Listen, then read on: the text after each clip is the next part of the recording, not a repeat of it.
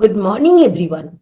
We heartily welcome you to the fifth day and last day of our FDP program. We would like to introduce our today's first resource person, Dr. Arindam Sarkar, Department of Computer Science, Ramakrishna Mission Vidya Mandir, Belur Math, Howrah, West Bengal, India. Dr. Arindam Sarkar is presently conferring his service as an assistant professor and head of the Department of Computer Science and Electronics at Ramakrishna Mission Vidya Mandir, Belur Math, Howrah, West Bengal, India. He completed his PhD in engineering on 7th July 2015 from the Department of Computer Science and Engineering, University of Kalyani, West Bengal, India, under the Innovation in Science Pursuit for the Inspired Research Fellowship of the Department of Science and Technology, DST, Government of India. Dr. Sarkar secured University First Class First Rank in MTech in Computer Science and Engineering from the University of Kalyani, West Bengal, India, and completed in 2011. He had completed his Masters in Computer Application from the Vishwabharati University, Santiniketan, West Bengal, India in 2008, and also secured University First Class First Rank with distinction. Dr. Sarkar secured University First Class 10th rank in Bachelor of Computer Application from the University of Barwan, West Bengal, India in 2005. Dr. Sarkar had secured second rank in the West Bengal College Service Commission examination for general degree colleges. He presently served as a convener, chairman, moderator, question paper setter, reviewer, and editor of the different examination of Calcutta University, Kalyani University, West Bengal State University, Vidyasagar University, Barwan University, Sidho Kano Birsa University, and many other since 2009. He has more than 135 publication in different ACI and Scopus Index international journals and conferences. His research interests include but not limited to the following areas: neural cryptography, GAN cryptography, cybersecurity, deep learning, machine learning, federated learning, generative AI, and soft computing. Today, he will now discuss about a deep dive into generative AI for the science, social science, and humanities. We now hand over the session to Dr. Arindam Sarkar. Please, sir. Generous introduction. Thank you, sir. Good morning, everyone. Morning. Good morning, sir. Okay, so I'm sharing my screen. Okay, sir.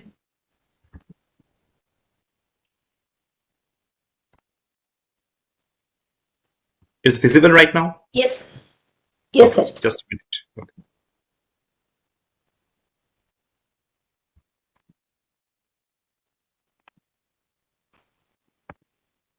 Okay, so let's start. Today my topic is a deep dive into generative AI for science, social science, and the humanities. Om Namo Bhagavate Sri Ramakrishnaya Namo.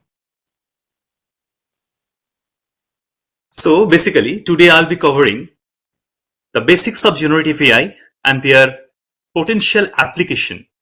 Also, I would like to discover different pros and cons of data analytics and the data science. And I will end my lecture with different use cases of machine learning, deep learning, and generative AI in science, social science, and the humanities domain. Now, imagine a world where artificial intelligence not only analyzes data, but create entirely new information. This is the burgeoning reality of generative AI. A field poised to revolutionize not just the hard sciences, but also the social sciences and the humanities. From simulating new molecules in the lab to generating thought-provoking poems, this technology stands for the intersection of art, science, and the human understandings. Now, this talk divides deep into the transformative potential of generative AI across diverse domain and discipline. So, what is generative AI? Generative AI is a type of artificial intelligence. So, I can say here, it's a subset of artificial intelligence that creates new content based on what it has learned. So first of all, I need to supply some information, supply some content to the generative AI. Using this existing content, using this input, generative AI can learn. So the process of learning from existing content is called training of that model. And after the training, it will produce the outcome. So the results in the creation of a statistical model. Now, when given a prompt, generative AI uses this statistical model. This statistical model was built using some data that was given as an input to that model. After training on that particular input that was supplied, the generative model can produce the output. So now here we are using the generative AI for what? Now we are using generative AI for producing some result. We are expecting some outcome from this model. So when given a prompt, generative AI uses this statistical model to predict what an expected response might be. And it can also generate new content with the help of existing content. So as I told you that generative AI is a subset of AI, rather we can say right now preciously is a subset of deep learning. We all know what is artificial intelligence. I will later give you the proper definition. AI is a superset. Under this superset, ML means machine learning is a subset.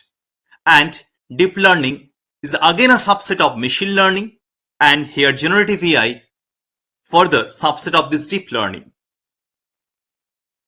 So we have heard this term large language model. This is also a subset of deep learning. In the previous slide, look at the picture very carefully. I have told you that generative AI is a subset of deep learning. Look at the pointer here. This is the subset. This is the generative AI part. But here, look at the pointer here. So deep learning has different subset. Large language model is another subset. Now, in case of deep learning, we are dealing with different generative models. That generative model has a potential to generate some new data. One of this potential model is called GAN network or Generative Adversarial Network. Now here, two modules are there. One is for this generation purpose is called generative model and it is called discriminator for discriminative purpose.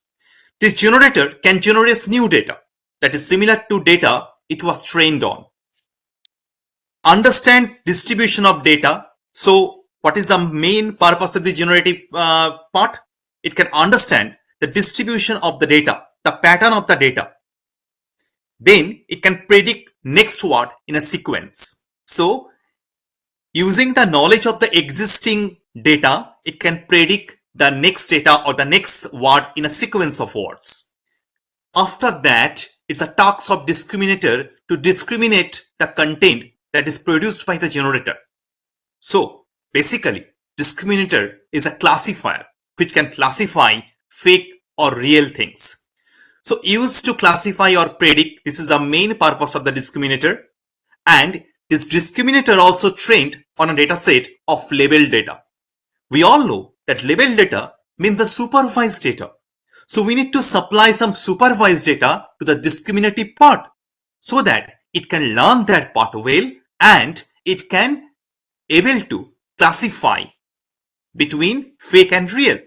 Now, the learns the relationship between the features of the data point and the label. So learns the relationship means it should learn the relationship between the features that is actually input to the discriminative part. This feature is exist in the supervised dataset, so that the relation between features, it has to learn very well, and then it can produce the result. So this is the simple example how discriminator and the generator works. Now, if I supply one particular picture to the discriminative model, now it can say that, classify that, okay, this is a dog. So it has a capability to classify whether it is a dog or it is a cat, because it knows what should be the features for dog and what should be the features for cat, because I have supplied some supervised data to that particular discriminative model so that it can distinguish between this kind of things. Now, what is the talks of generative techniques? These generative techniques can produce different similar images as an input image. Here the input image is a dog image. Now generator will generate same kind of images, means it can generate lot of dog images. And this is the output of the generator. This output should be fit into where? Into the discriminative model. And then I asked to the discriminative model, are you thinking this one is a dog? Now it's a task of discriminator to classify that particular picture. And if discriminator model says, okay, it's a dog, then generator will win, because generator has generated this dog image. So it's a competition. If generator generate some low quality image, then the classifier, means the discriminator, will not be able to distinguish, will not be able to say this is a dog image. Then generator model will lose. So lose the game. Now here, generative artificial intelligence, or GAI, with its ability to mimic human creativity. Why? Because I have already gave you the example that how given one picture, it can generate different kind of pictures. Given one data, it can generate same type of data. So it has the ability to mimic the human creativity and generate content autonomously. Has a potential to bring transformative changes in various domains.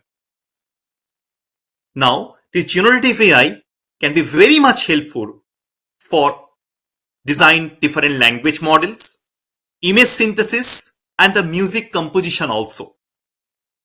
This GI get popular after the introduction of very popular tools like ChatGPT, BART, and Daily. Now, there is a recommendation. Recommendation for what? Recommendation for using this generative artificial intelligence. Why to use this generative artificial intelligence? Now, if I think of a situation that I, as a teacher, wants to introduce GI for the educational purpose, then what generative AI can do? Now, evaluate the feasibility and the benefits and the limitation of using AI technology. This is the first question, because before using any tools, you need to follow up what will be the consequence. Now, here, what we are thinking of, that we need to evaluate the feasibility and the benefits and also the limitation of this newly aged technique in educational domain, right? What will be the impact of this particular technique on learning outcomes? We need to also assess the ethical implication, quote unquote, the ethical implication of use of AI technologies in the classroom, right? We all are saying that no, we do not need to use this current kind of technology, because what is the problem behind that? That we are not thinking right now. We are generating all the contents with the help of this kind of generative AI tools. And finally, identify best practices for integrating AI technologies into curriculum and teaching methodology. So, what we have covered right now, now we can say that this generative AI part can fuel scientific discovery. How? By designing novel materials, some protein structures, and even generating hypotheses in case of mathematical sciences. It also can reshape social sciences. by creating realistic simulation of human behavior, understanding cultural trends, and analyzing language patterns. This particular generative AI also helpful for pushing the boundaries of the humanities by composing music, producing art, and even writing creative fiction, also prompting profound question about authorship and the nature of the creativity itself, right? So now it's a time to think of what is the difference between this generative AI model and the predictive model that is present in the machine learning. Now, if I supply some data and label, whenever I'm talking about data and label means I'm supplying some supervised data to that particular model. Here, I'm considering first machine learning model. The task of this machine learning model is to learn relationship between data and labels, and after learning all these things, it can produce the output, and output will be labeled data. And in case of generative AI, if you supply some input, it can learn the pattern, but in unstructured content, learns patterns in unstructured content. In case of machine learning model, we are supplying structural content. Because why I'm saying structural content? Because it is labeled. But in case of generative AI model, we are supplying unstructured content. That is the beauty. That is the beauty of generative AI model, that we need not to structure our data. We can supply unstructured data. And from that unstructured data, it has the potential to find out different relationship and the patterns to give you or to generate new content. So if I talk about non-generative AI, then what will be the output? The output may be number, discrete, class, probability, right? But in case of generative AI, what will be the output? Output may be natural language, can be text, can be image, can be audio, as well as can be video. Now, this generative, we can think of this y as a outcomes, and f of x is the function, where x is the input. So in case of classical supervised and unsupervised learning, what we need to do? We need to supply the training code and also the label data. And this supervised and unsupervised learning kind of things will help the machine learning model to predict something, to classify something, or for the unsupervised thing, what? To cluster something, right? So we know that what is the purpose of this unsupervised learning? For clustering, for a dimensionality deduction problem, and for the association rule mining. Now, if we think of the generative AI supervised, semi-supervised, and the unsupervised learning, what will be the input? The same thing. Here also I have to put training code, label or unlabeled data. That means the unstructured content. You may supply labeled data, you may supply unlabeled data. But the output will be, it will generate new content, right? Content may be text generation, code generation, or the image generation. Also, I can say the video generation.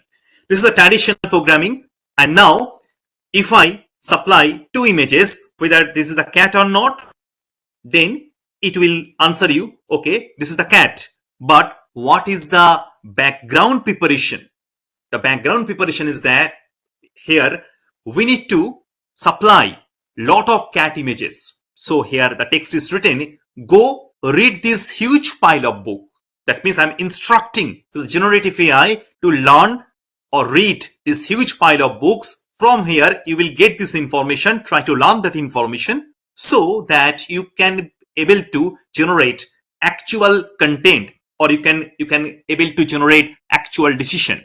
So generative AI saying that we have learned about cats and million of other concepts. Now, if I ask the question, it will able to answer that one.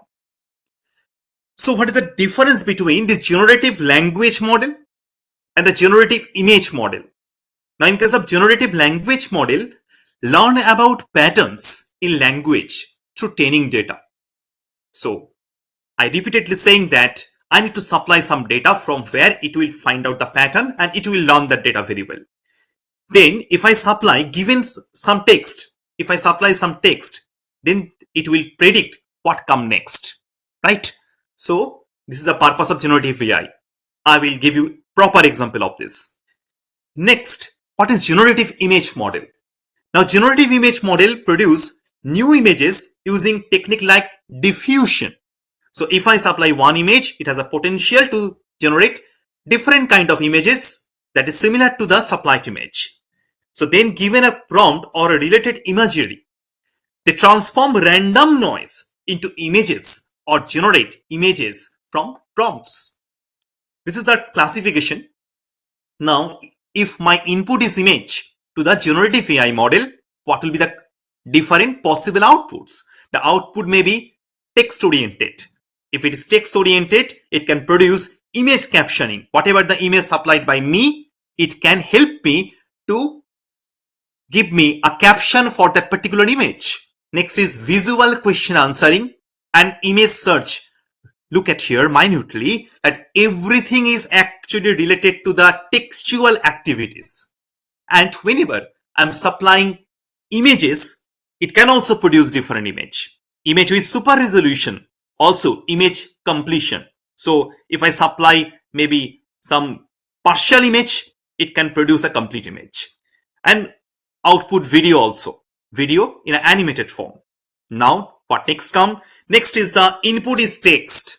Previous was input was image. Now if the input is text to the generative AI model, what will be the possible outputs? If the output is textual format, that means it can translate the text. Suppose you have produced one text in Sanskrit or maybe some different languages, it can translate the text to another language. Then summarization, question answering and grammar correction. And if the output is image format, it can generate image. It can generate image from the text. So from the textual contents, it has the capability to generate image, or it can generate video also. Also, in case of audio, it can generate text to speech. So text to speech is another application here. And also it can generate some decision depend upon your text.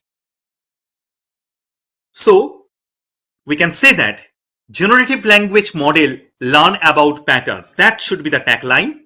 So I have covered a lot of slides and this is the tagline here. This is a summarized version.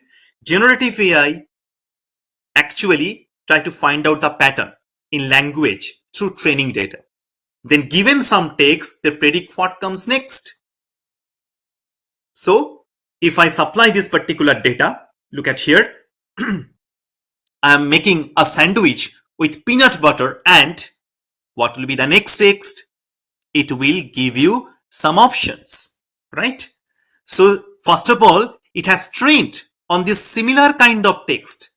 That's why they are producing this option. Now, if you think that I want to choose this jelly, you can choose that, or you can choose any other text among all these texts available here. Now, again, if I want to ask this question, I'm making a sandwich with peanut butter, and if you press enter button, it will give you the answer.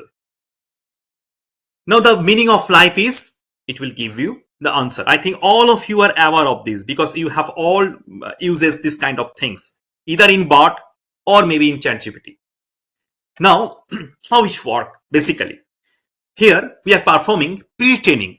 Pre-training means, as I told you, I need to supply a lot of data to that generative AI. Why? So that generative AI can learn pattern from the supplied data.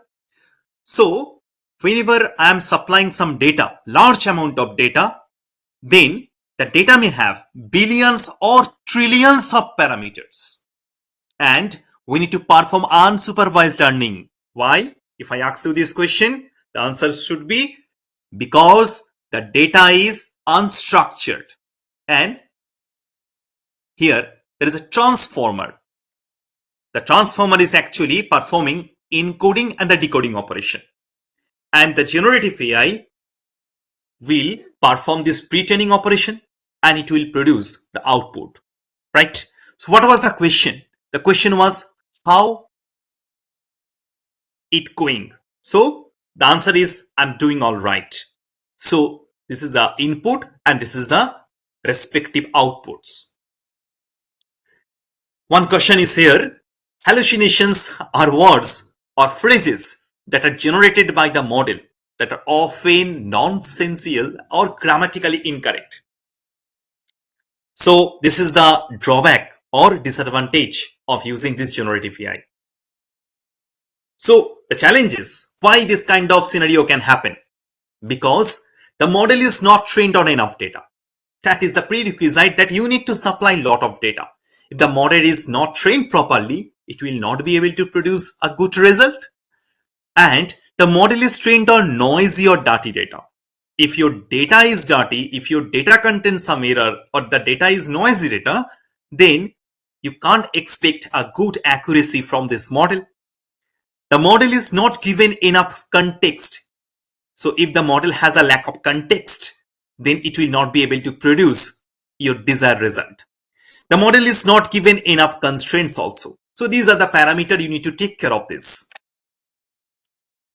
Here, the prompt design means the quality of the input determines the quality of the output in every cases. If you think of that, you need to produce a good result, you need to supply good input also. Suppose, what is prompting? Prompting means where I am supplying the question. Look at here, I'm supplying summarize a text of X or generate a poem in the style of X or give me a list of keywords based on semantics. Semantic means meaning. Semantics, but the meaning is similar for X. So if these are the inputs in the large language model, what we are actually, whenever I am asking to summarize something, it should summarize. Whenever I am asking to write a poem for me, it should write. Whenever I am asking to search keyword for me, it should extract some keywords from existing documents. If it is my desire, then I need to supply quality input. I need to train this LLM very well. So this is a database, this is the inputting prompt and then generated content, right? Now, different kind of models. What are the different model types? Text to text. As I gave you the example, if my input is text, then it can produce different kind of output, textual output, image output, video output, right? So here also the same thing. Text to text model take a natural language input and produced text output.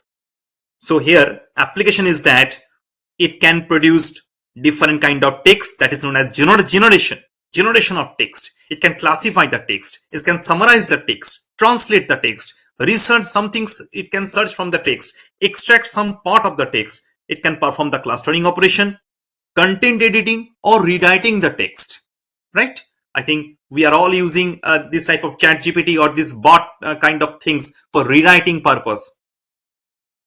Next, text to image. If we want to perform text to image type of conversion, then it can generate what? If I supply some text, it can generate image. So image generation is one of the application, and the image editing is also another kind of application here. Again, if text to video, text to 3D things is there, what will be the application? It can generate video from your text. So it has to understand what is written there. After understanding the things, after learning it very well, after finding out the pattern, it can generate corresponding video depending on your text. Also, it can be helpful for video editing and for gaming purposes also, if you want to design some game. Text to task.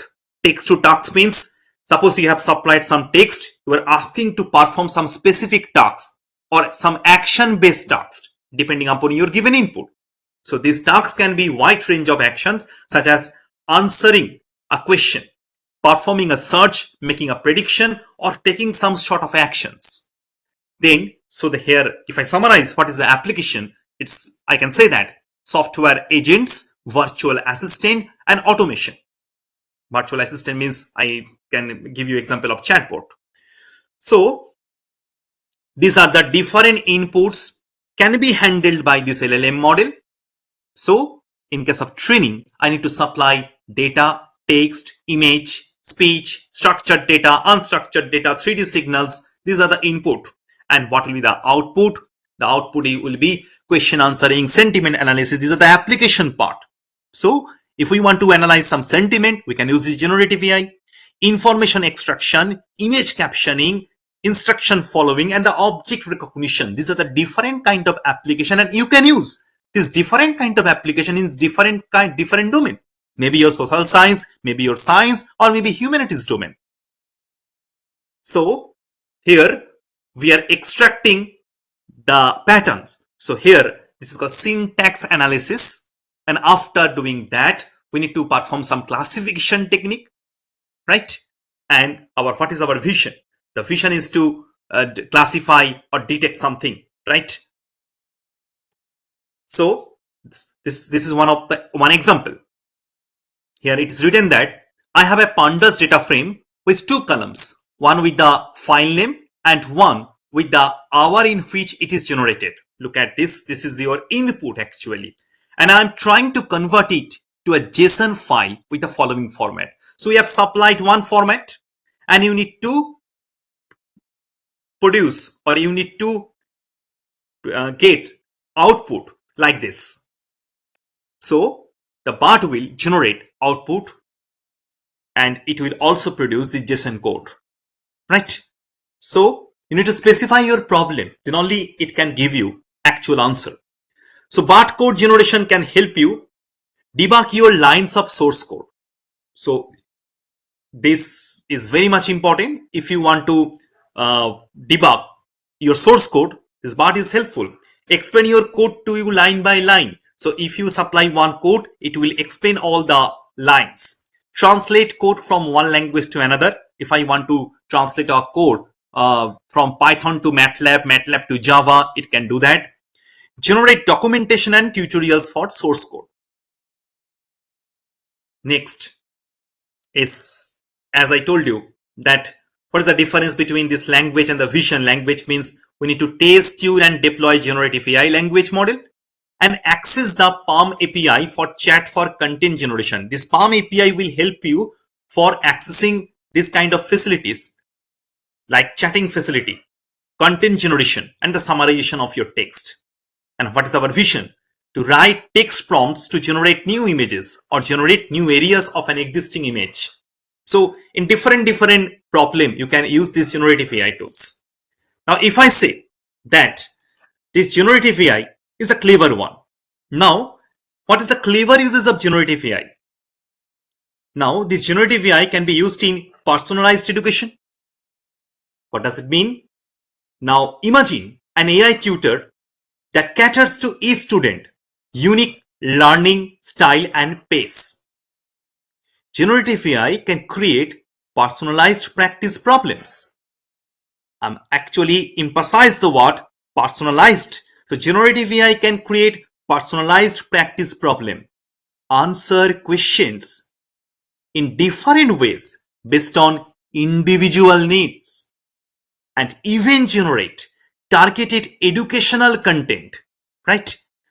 Filling gaps in understanding. So this can be revolutionized education. So make it more effective and engaging for all. So this is the purpose of generative AI in personalized education domain. If I think of what is the application of generative AI in drug discovery domain, in biology, the development of new drugs is a lengthy and expensive process, right? Generative AI can explore vast chemical spaces, suggesting novel molecules with desired properties. Here, it can be significantly accelerate the discovery process, leading to faster development of life-saving medications. This is another example where generative AI can be perform well. Also, if I think of a situation that how generative AI can work in artistic exploration and collaboration. Generative AI can provide artistic with fresh perspective. It can generate musical piece of different style, suggest unconventional color palettes, or even write different kind of poems, right? So these are the enormous applications we can think of using this generative AI. Now, what is LLM? As I told you, that large language model is a one type of generative AI. So they are AI system trained to predict the next word. Already we learned that, given preceding text, and typically fine-tuned to follow human instructions and generate responses aligned with human preferences. So here the human preferences is very much important. LLM are based on deep neural network. Also, I have mentioned that this LLM is a subset of deep learning. So here we need to supply billion or even trillion of parameters to the LLM model so that it can learn. So the limitation of LLM. Now first, LLMs have a tendency to hallucinate or confabulate. I have already told you what is hallucination, why it's happening, because you are supplying some noisy data. The data may be out of context data. That's why this situation can occur. Second, LLM may also generate privacy concern. It is very much important here. They are trained on data that may contain sensitive or private information. So if I supplied some data that is sensitive one, then what will be the problem? Now leading them to generate outputs that maybe compromise privacy. Third one, LLM learns the stereotypes and the biases present in their training data. So if the training data has a bias, and if it is a stereotype data, output will be also same kind of things.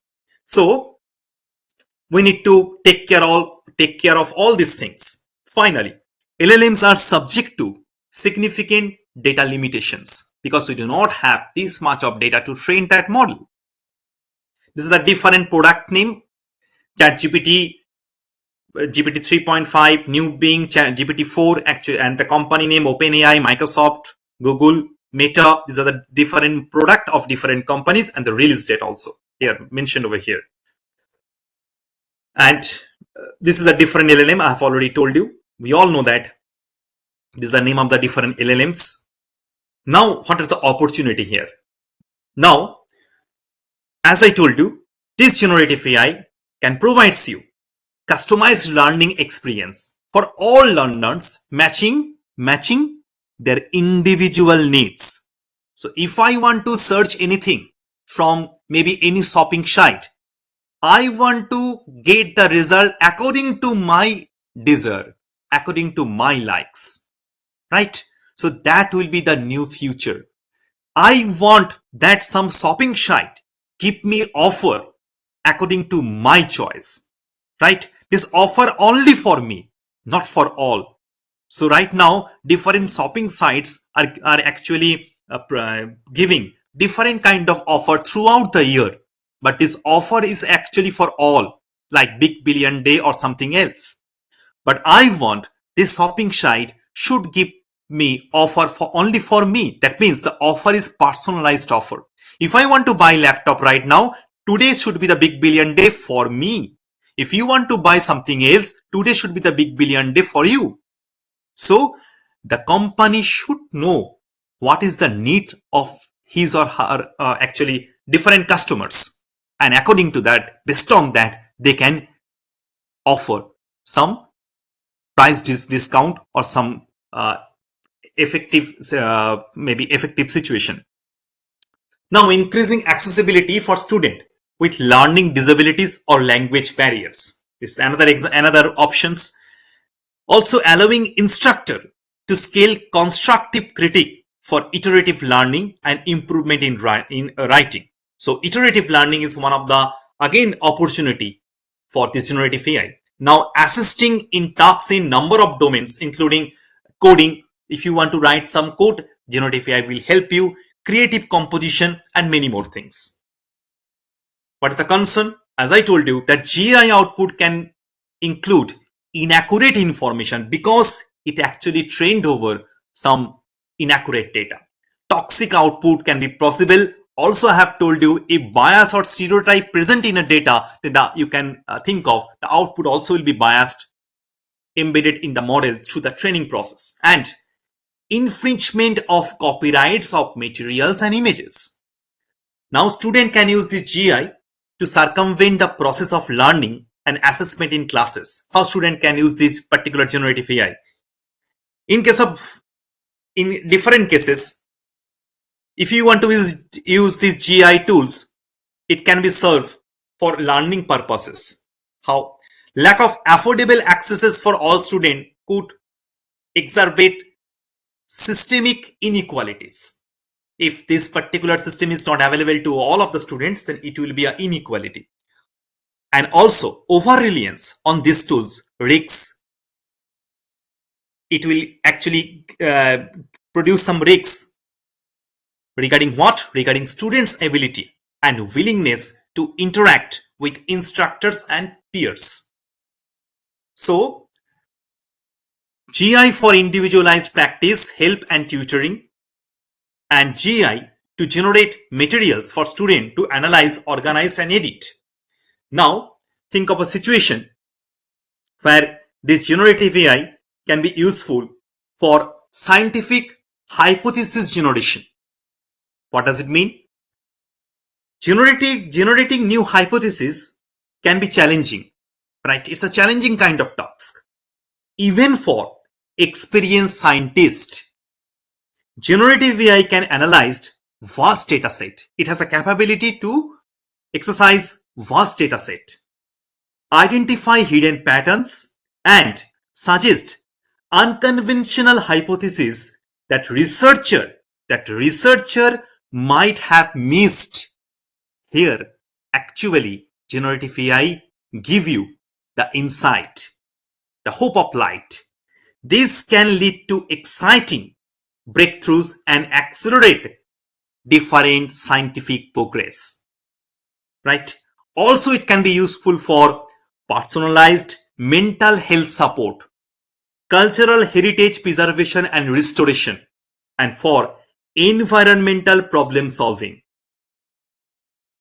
So, if I think of that this particular GI, then GitHub Copilot is one of the applications where we can use these particular things in our programming language.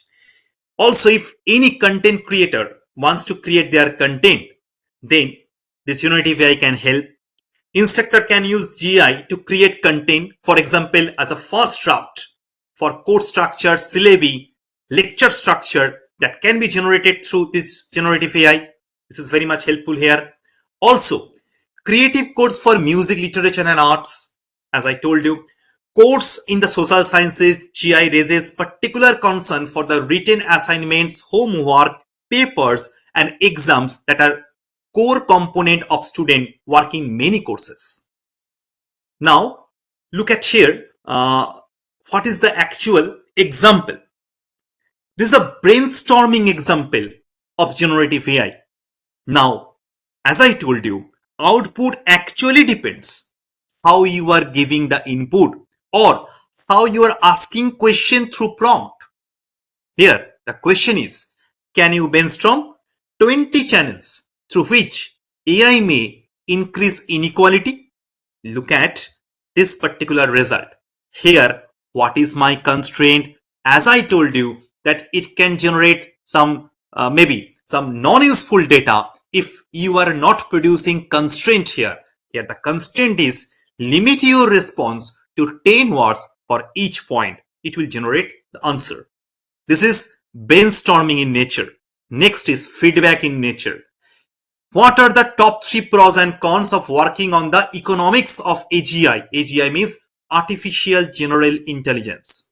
Now it will give you the answer. This is feedback kind of questions. So I think all of you are aware of this. Why I am showing all these things? I am here to trying to distinguish different categories of inputs.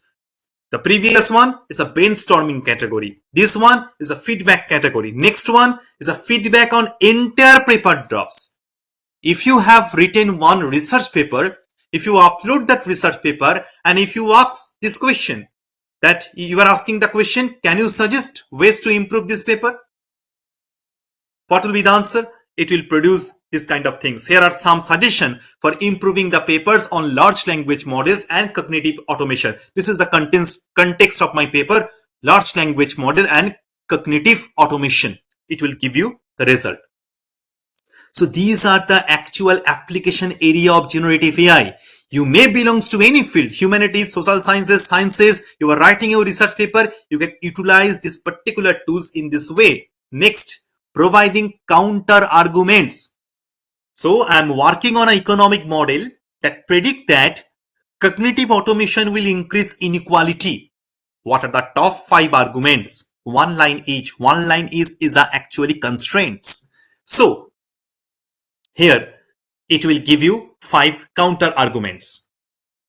Next, writing. This is called synthesizing text. Here, my question is, write a paragraph in the style of an academic economist that integrates the following points, include a topic sentence. It will write this particular things for me. Also, this is the interesting part. For mistake, style and clarity, simplicity. This is for the editing purpose. Can you correct the following sentence? If I produce a sentence, I ask to correct the following sentence. It will correct that one. Then this is called explainable AI. Why it's called explainable AI? It can explain you what are the different errors are there in your sentence and what kind of measures it has taken. So, can you explain the main correction you made? It will give you what are the different correction this generative AI actually made for you. Next, evaluating text is another category. What is the question? Give a concise list of top 5 stylistic shortcomings of the following abstract. Look at here. All of you are writing research paper. So if you write an abstract and if you want to actually analyze your abstract like this way, then it will give you potential outcome, potential decision. That one, lack of clarity. I think all of you who are actually publishing lot of papers, when they are actually receiving different reviewers comment, then you may end up with such kind of comments. Lack of clarity or overuse of passive voice or something else. So initially, these particular tools can help you, and now you can fix your writing. Again, can you rewrite it to correct these shortcomings? It will automatically write for you. But there is a caution that you can't use this direct writing for publishing any paper. From here, you can only get the suggestion and write your own. Otherwise, it will be plagiarized document. So, the next one is called generating title and headlines. So, in research paper, 2 things is very much crucial. How to write abstract and how to give a title for your write-up. These are very important things because reviewer, first of all, read through your titles and then it will read the abstract and the conclusion part. So, look at here. Brainstorm 2 or 3 catchy titles for a paper with the following abstract. So, if you upload your abstract and if you ask this question, then it will generate you some catchy titles. Make them a bit more sober and keep them shorter. Now, next level filtering on this answer. Whatever the answer produced by the generative AI, actually you are filtering the answer. You are actually expecting some much more sober title. Now, generating tweets to promote a paper. Today we are seeing that this particular scientist is actually score higher citation. He's 2% least. Why? Because scientists are right now sharing their documents. They are hoping that their citation should be huge. Citation should be grow. So this is the one of the way you can advertise your paper. You can form a tweet from your paper content. Next is background research. This is very much important in case of research methodology. Summarizing text, paper summaries, and literature research also. Also formatting different references in Chicago style, references in APA style. So it will produce different references. So translating text, explaining concept, coding also. You can ask to write some code. Look at here. These are the different possibilities of generative AI, this possible application of generative AI. So we are the pupil constantly criticizing generative AI that no, you do not need to use generative AI. We are also saying our student, do not use generative AI. Why we are not learning our student to use generative AI using this particular applications, using this particular way? Why? Because when technology is available to our hand, why we are not using this technology? That is the foolish kind of things, I think, according to my opinion. Now, this is the different simulation graph generated by the generative AI, depending upon the text you have produced. Explaining code, it can also give you the explanation of each line of code. Translating code to different languages. Look at here, what is the question? Can you translate the functions into MATLAB? Debugging any code, and even if it can generate graph also. Look at here, it can generate the graph also. Also, I have mentioned the x-axis should be labeled by this, the y-axis should be labeled by this. So each and every instruction I have provided, and according to that instruction, it will generate graph. Also, it can generate table also. It can reformat your data. Also, it can extract sentiment from your data. So already I have mentioned sentiment analysis is another application of this generative AI kind of tools. Simulating human subject, and in case of mathematical deviation, it also can derive equation. Setting up your model, look at the question minutely. Set up the optimization problem of a consumer with CA's preference over two goods in LaTeX code. So it will give you the equation. Now the next question is continuation of the chat number 26. Next question is that solve the optimization problem. It will solve this optimization problem for you. So various type of applications are there. Derive the demand function. It will again derive the demand function, right? And explaining the models. It can also explain the model. So can you explain what this model is actually doing? You have provided the equation. It will give you the explanation. So this is a summarized version. Different category of question. Feedback type of question, writing kind of things, background research, coding, data analysis, mathematical kind of things. Now here, the field circle is saying that highly useful incorporating this into your workflow will save your time. So the highly useful means the black dot is saying this content is highly useful. Brainstorming kind of task is highly useful. But half filled circle are saying useful. And the hollow circle is saying that experimental, because results are inconsistent in nature. This is the future scenario. Different opportunities and benefits of generative AI by 2030. You are expecting that take on repetitive or laborious tasks, that we should not do laborious tasks. That task can be handed over to this kind of model. Reduce language barriers, promote productivity in science. So these are the applications, these are the opportunities waiting for us. And what are the challenges?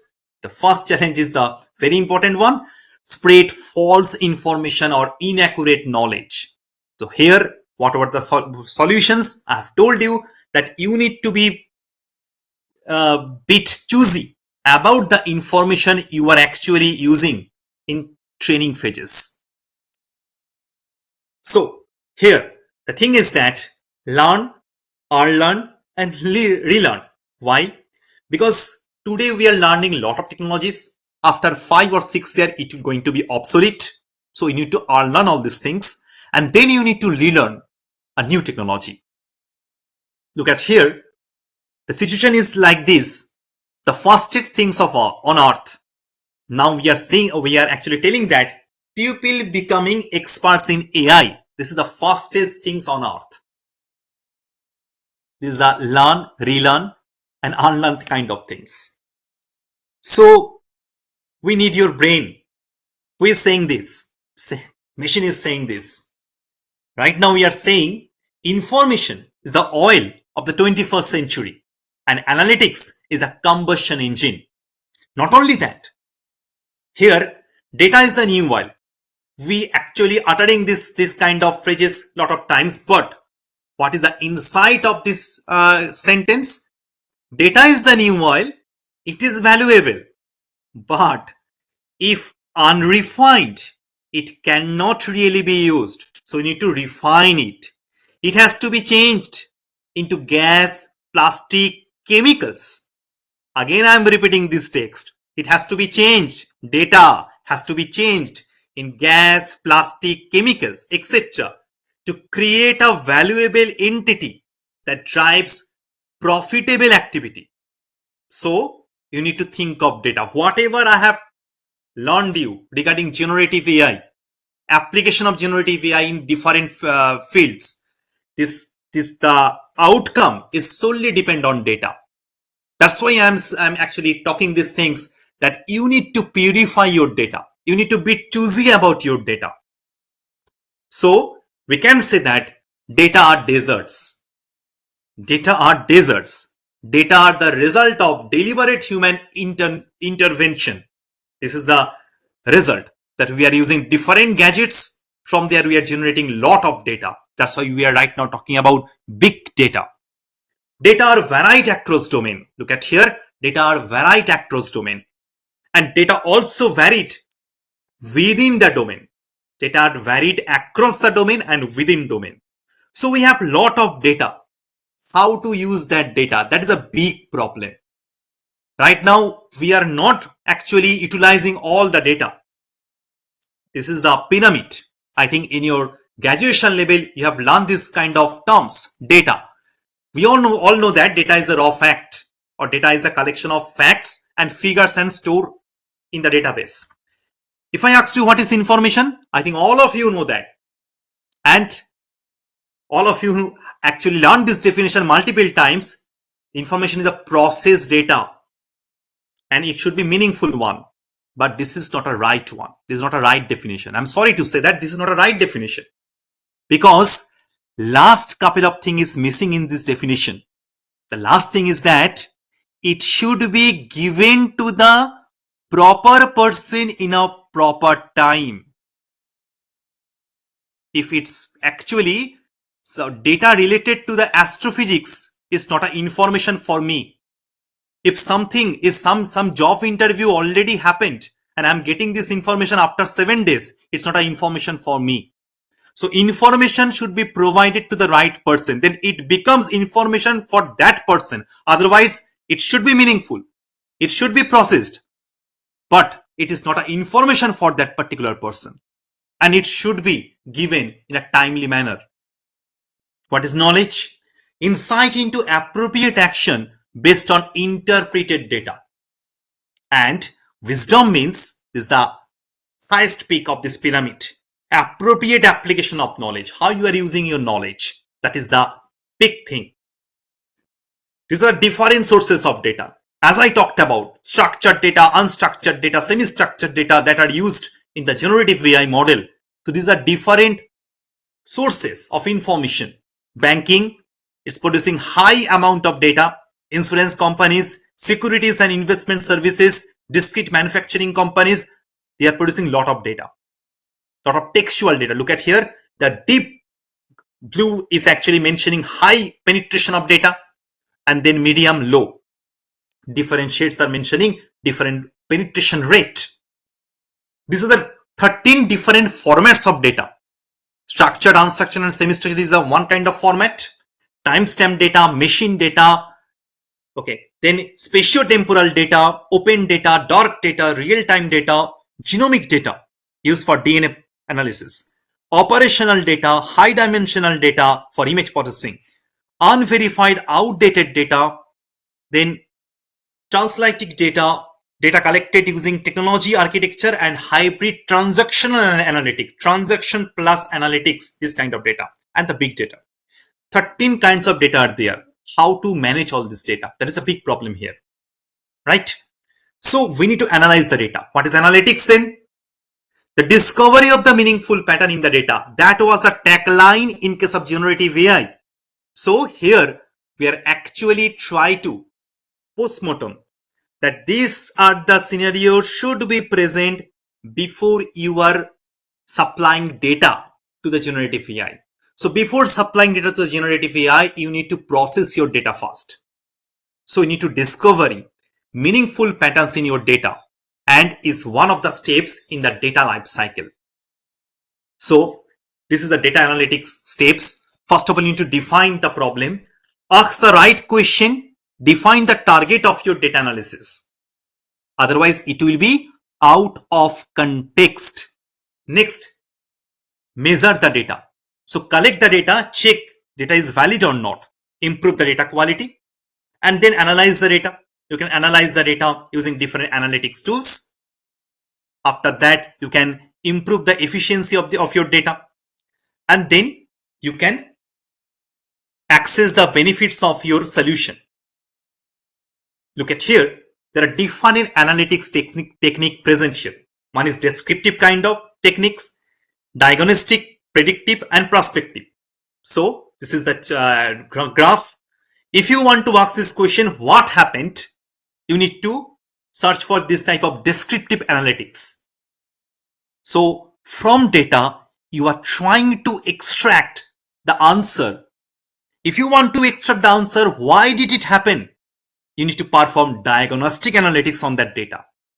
If you want to perform what will happen, then it's kind of predictive kind of things, prediction. So predictive analytics, and make it happen. For this kind of things, you need to analyze your data using prescriptive analytics tools. So as I mentioned you, these are the different data analytics things. Now, what is the difference between this business analytics and the data analyst? These are the very common term. In case of business analyst, refers to a person who use data to employ concrete and practical decision in a business. So here, this business analytics is there. He can take practical decision or concrete decision in his or her business. But in case of data analytics is responsible for gathering, processing. Gathering means you need to gather all the information, and it should be contextual information, and processing the information and analyzing the existing data to extract the valuable insight, right? Here, this is the analysis part. Now, if in case of data analyst, data scientist, and data specialist, what is the difference? Now, data analyst actually analyzing collected data to help stakeholder make better decision. But in case of data scientist, what is the aim? Analyze and interpret complex data to make business prediction. So data scientist is actually analyzing complex data.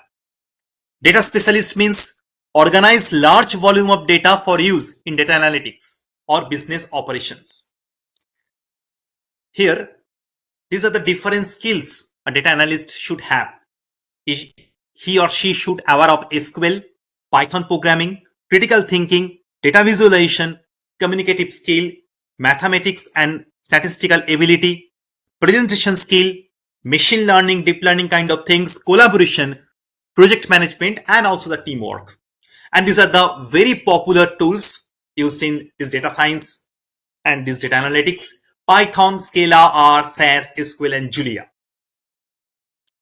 Okay, so SQL, all of you know that it allows you to extract or sort or filter data from the database. Next, Power BI. Power BI allows you to connect a wide variety of data source. Clean and transform your data. That is very much important here. Clean and transform your data and create compelling visualization of your data. And Python is a very well-known tool, can helpful for programming. Different kind of data visualizations are there: pie chart, bar chart, histogram, so that you can actually visualize your data, because data tell a story. So let your data tell a story. What is the story behind this? Now it helps to tell stories by curating data into a form easier to understand, highlighting the trends and outliers. Why I am saying all these things? Because whenever you are building your model, you need to first analyze your data. You need to visualize your data. Visualization is the first step. From where you'll be able to think of that. Is there any outlier present in your data? Outlier means noisy data. If outlier is present, you need to handle that outlier. Then data visualization, I have already told you, different kind of data visualizations are there. So this is the main problem, not having a clear goal in mind. That's why the first thing is that it is important to have a clear understanding of what you want to accomplish. That kind of data you need to gather. And then cleaning your data.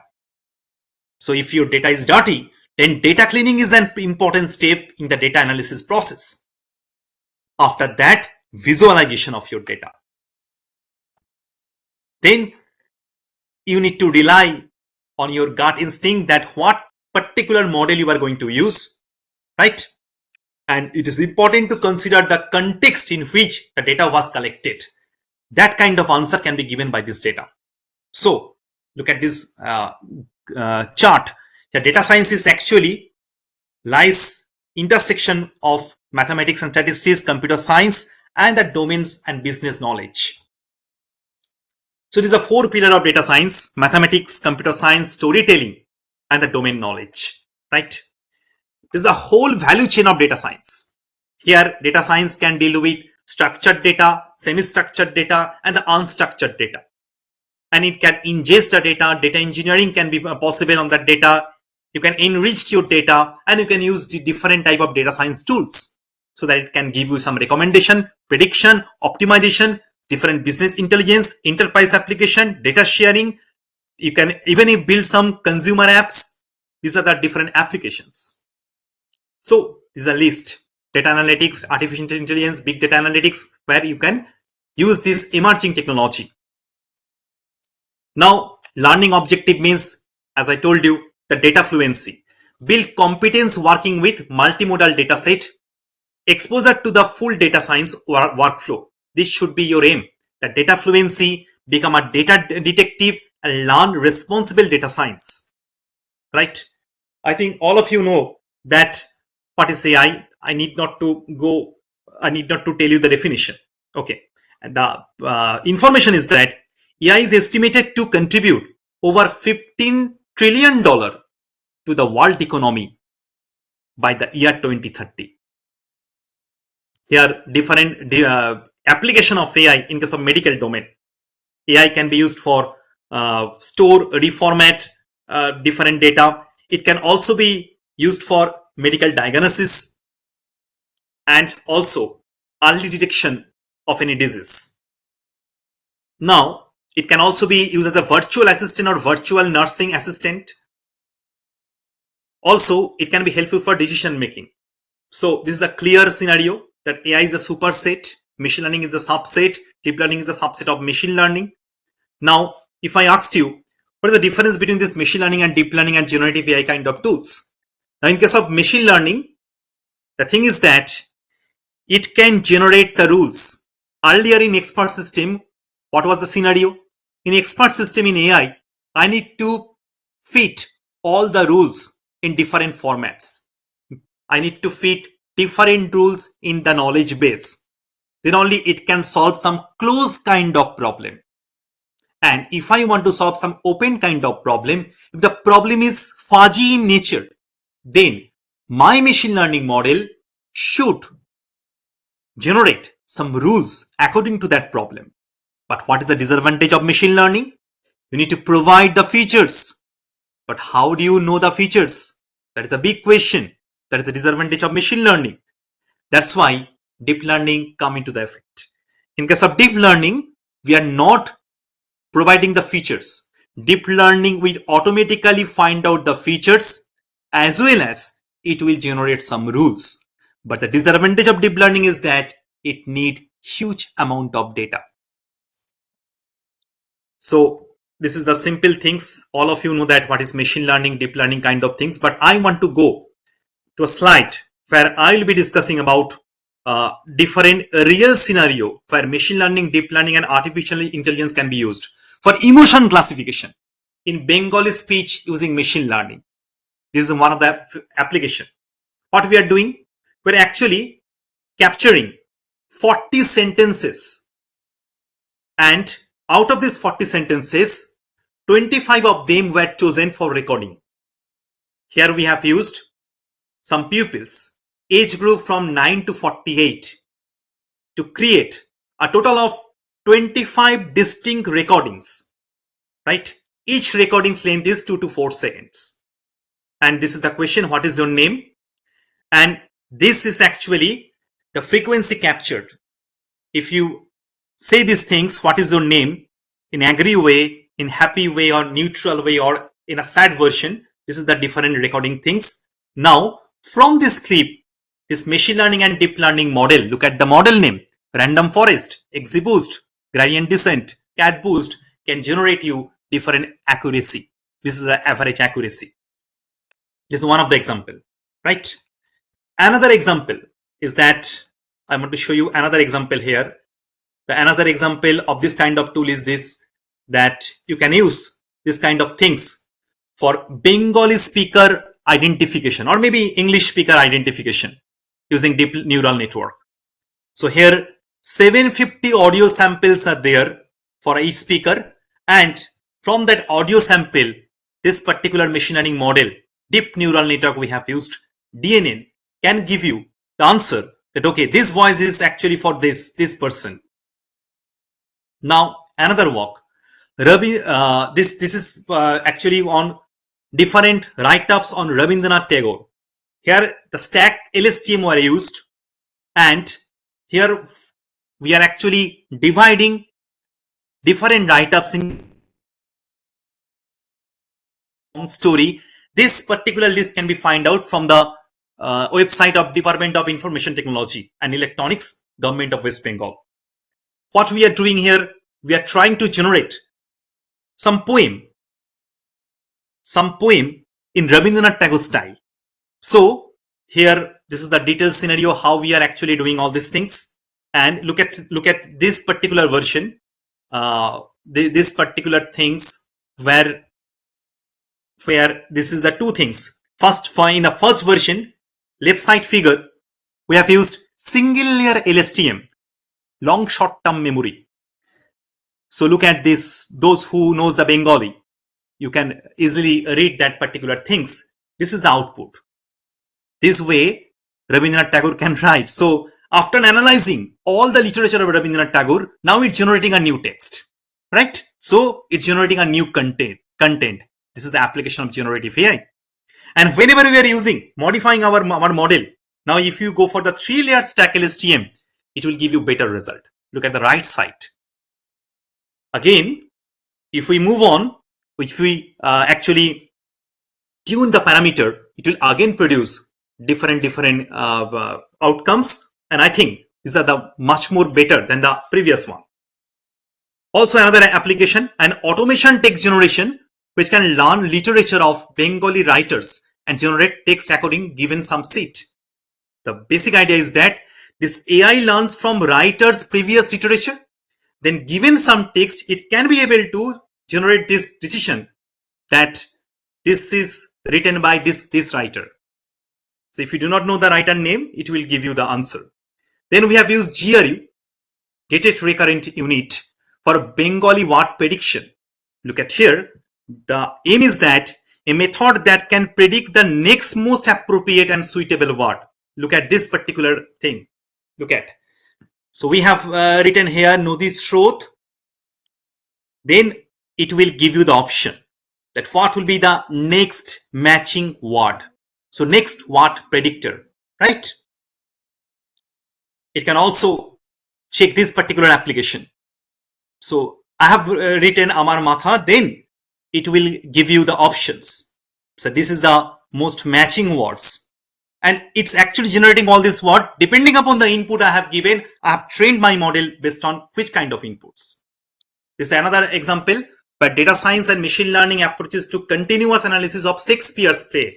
Now, after analysis of the Shakespeare play, it can generate this kind of decision: predicted year versus actual year of different kind of novels written by the Shakespeare's, and sentence length mean versus year, sentiment very negative versus year, sentiment negative versus year, sentiment positive versus year, sentiment mean versus year, adjective frequency versus year, then comparative adjective frequency versus year, superlative adjective frequency versus year, comparative adverb frequency versus year, and then superlative adverb frequency versus year, also the conjunction frequency versus year. So these are different kinds of graph, different type of scenarios can be presented through this graph. And the pronoun frequency, right? Another example, how AI can generate play like Shakespeare's. So these are the different, maybe different literatures are there. It can take any literature from the net and it can say that, okay, this is quite similar to the Shakespeare play. So this has the capability to detect Shakespeare's like plays or novels. Next, exploring the impact of AI on political science research. Here, you can use supervised learning, maybe unsupervised learning, maybe supervised kind of learning, and it will give you some classification, clustering, and dimensionality reduction problem, say essence of this kind of problem. Different examples of this problem is that, look at here. Now, if you provide some pictures, it will give you the output. Here, we are using neural network. The first layer of this neural network is responsible for finding out the age. And second is actually for finding out the kernels and the contours. And third one is for object parts, and then it can generate the decision. Also, this is another example how AI might transform the 2024 elections. These are the different possibilities that different applications area: prediction of voters' behavior, efficient voter registration and verification, voter engagement using chatbots, election security and fraud detection, real application of this kind of tools, real-time election analysis, campaign finance management, voter audience prediction, post-election analysis. Okay, so lot of enormous applications are there. It is not possible to cover all this application, all these things within this stipulated amount of time. So I think I need to stop here. Okay, this is another example in the GIS case. For interested in GIS, you can use this kind of text. This is the example of Telangana. They are using this kind of tools for voting purposes. Okay, and this is another application in Sanskrit. How AI can be used in Sanskrit. Okay, from this Sanskrit slokas, we are actually presenting this Sanskrit slokas to the machines. Machine will learn the slokas. Different kind of applications are there. This is another example for historical places, exporting Haji pilgrim satisfaction with hospitality services through expectation, confirmation theory, and deep learning. This is another example. AI-based pilgrim detection is another kind of example here. So I can say that, I can conclude here that there are a lot of enormous applications are there.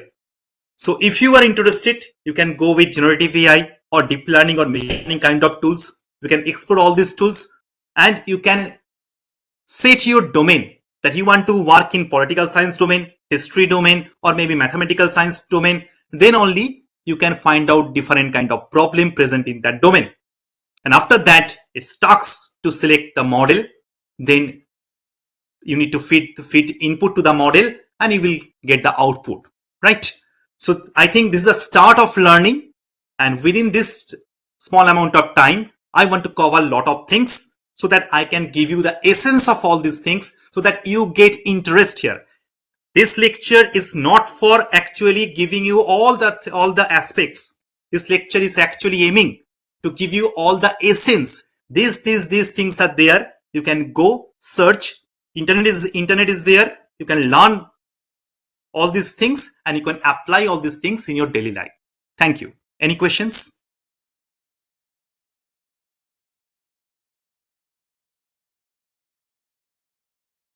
If you have any question, you can ask me.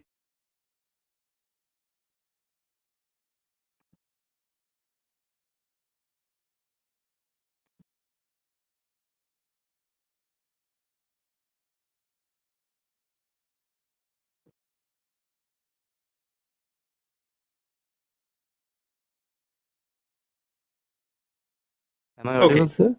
Yeah, audible. Sir, can we use these techniques that you have shown here in GIS remote sensing based research, like flood susceptibility Yes. or landslide susceptibility? Yes, you can use that particular things.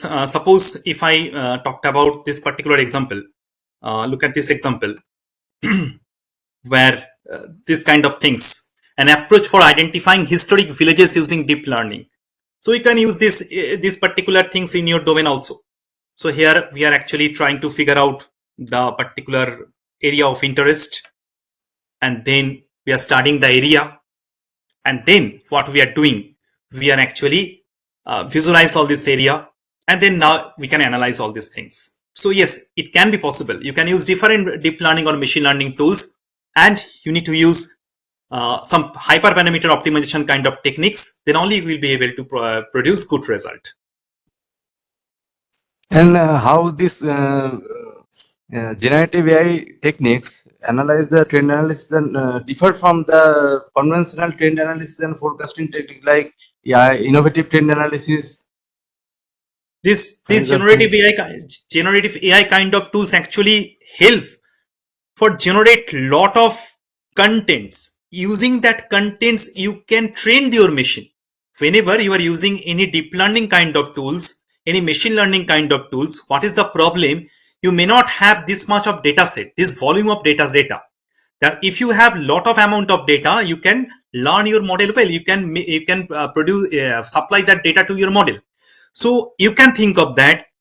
The main of this generative AI model is to generate data so that this data can be useful for your further processing. Means this data can be fitted to your deep learning model, and then using your prime deep learning model, you can generate your outcome. So generating data should be the aim of this generative AI. So you are trying to generate data from a source, and you are trying to enrich your data set. Generating data means you are talking about data augmentation or Yeah, anything data else? augmentation. Previously, what we are doing, we are actually augmented our data, but that technique is actually not a fruitful one. How we are trying to augment our data? So using some scientific way, if you can generate your data, because for any particular cases, you need data first. There is a concern about data privacy, data security options. So how you gather the data? Suppose all of you are right now talking about healthcare analysis. If I asked Calcutta Medical College to give me some data about patients, if I asked to NRS Medical College, give me some data about your patient, do you think that they will produce data to you? Do you No, think that? No. these are all So we are confidential talking data. about lot of things, but whenever we are visit my nearest hospital, they are not using machine learning techniques. We are all know that thousand paper got published under this machine learning and deep learning umbrella. But whenever I am visiting my nearest hospital, the doctor or the other staffs, they are not using machine learning, deep learning kind of tools. So what is the use of publishing all these articles? So reality and the actual expectation, there is a big gap between these two things, I think. Thank you, sir, for this insightful session. If anyone has any kind of questions, please ask.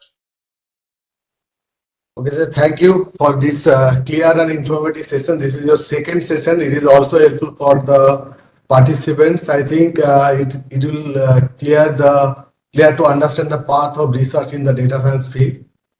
Okay, I also understand the time is not enough to digest all the things. So we must look forward to the opportunity to collaborate with you again in near future. Thank you, sir. Thank you so much. Thank you.